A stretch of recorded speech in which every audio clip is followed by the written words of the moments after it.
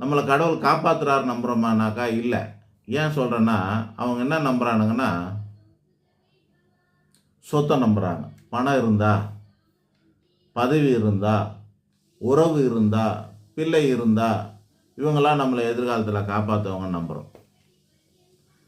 நீ எப்போ நம்ம குரானில் சொல்லுவார், நபிகள் நாயகம் என்ன சொல்லியிருக்காருன்னா, அல்லாஹ் சொன்னார், நீ வேற ஒன்றுத்து மேலே நம்பிக்கை வச்சுட்டுனாலுமே நீ என்னை நம்பாமல் போயிடுவேன்னு அர்த்தம். இப்போ தேசப்பற்று காட்டுறதுக்காக தேசிய கொடிக்கு ஒரு சல்யூட் அடிச்சிட்டாலுமே அது மத விரோதமாக இருக்குது அவங்களுக்கு. ஏன்னா நீ எப்போ இன்னொருத்த வணங்க ஆரம்பிச்சுட்டு அப்போ நீ கடவுளுக்கு ஈக்குவலாக ஒன்றுக்கும் நீ முக்கியத்துவம் கொடுக்குறோன்னு அர்த்தமாயிடுதா நினைக்கிறாங்க. அது தப்புன்னு சொல்ல முடியுமான்னா அது ஒரு உச்சநிலை உண்மை. அது ஆக கடவுளுக்கு மேலே அதுக்கு ஈக்குவலாக வேறு ஒன்றுமே இல்லைங்கிறது தான். அவங்க அந்த இடத்துக்கு யாரையுமே கொண்டு வரதில்லை.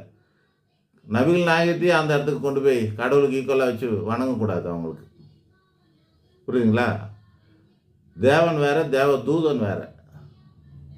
நாம் சித்தர் புத்தர் கர்த்தர் எல்லாரும் ஒருத்தராக பார்ப்போம். நம்ம அவங்க கடவுளுக்கு ஈக்குவலாக யாருமே வைக்கிறதில்ல. ஸோ அதுதான் திடமான நம்பிக்கை. கடவுளை நம்ம கடுமையாக நம்புகிறோம். ஒரே கடவுளை நம்பணும். இந்த கடவுளில் சக்தி இல்லைங்க, அந்த கடவுள்கிட்ட போகலாம். இந்த கோயிலுக்கு போனேன் ஒன்றும் இல்லை, ஆனால் அந்த கோயிலுக்கு போனால் எனக்கு உடனே நடந்ததுன்னு எப்படி சொல்கிறாங்க பாருங்கள். இதெல்லாம் பக்தியின் அடையாளம் கிடையாது. ஸோ ஒரு திடமான பக்தி வேணும். ரொம்ப நேரம் சொன்னதுனால முதல் 2 மறந்துட போகிறீங்க. இயன்ற தர்மம் என்னெல்லாம் நம்மளால் கொடுக்க முடியுமோ எல்லாத்தையும் கொடுக்கணும். அதுக்கு பாடம் எடுக்கணுன்னாக்கா ரொம்ப நேரம் ஆகும். ஆனால் தான சிந்தனை வேணும். கொடுப்பது தானமாகும். கொடுத்துக்கிட்டே இருக்கணும். அவரவர் தர்மத்தை பின்பற்ற வேண்டும். திடமான பக்தி வேண்டும். தெளிவான புத்தி வேணும்.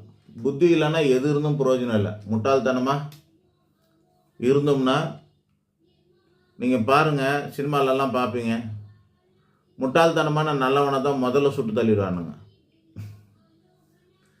முட்டாள்தனமாக இருக்காது, புச்சால்தனமாக இருக்கணும். ஸோ இந்த 4 கூரை மட்டும் நீங்கள் ஞாபகம் வச்சுக்கோங்க. உங்களோட விதியிலேருந்து வெளியேறணும் அப்படின்னா, உங்களுடைய கர்மா பலனை கரைக்கணும்னா 4 விஷயங்களை ஞாபகம் வச்சுக்கோங்க. 1, இயன்ற அளவு தானம் பண்ண வேண்டும். முழுமையாக நமது தர்மத்தை பின்பற்ற வேண்டும். 2, 3வதா திடமான பக்தி கொள்ள வேண்டும். கடவுளை முழுமையாக நம்ப வேண்டும். 4வதா தெளிவான புத்தி வேண்டும்.